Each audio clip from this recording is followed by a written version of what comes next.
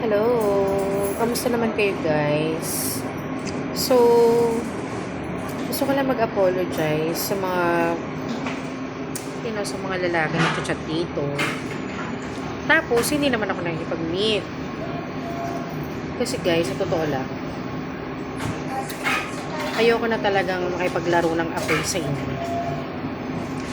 Meaning to say, pag sa date, for example, di ba after date? So, after date, syempre, alam niyo na yung mangyayari. Magyayaya. No? Magyayaya. So, ang ending, alam mo na kung ano. Parang na-realize ko. Hindi siya,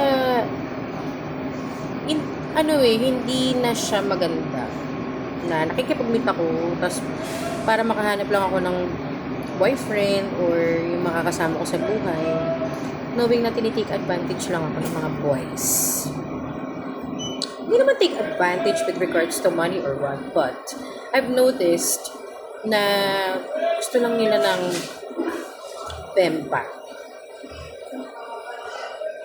Kaya siguro ititigil ko na yung kaibangan na yun at magpo-focus na lang ako sa sarili ko.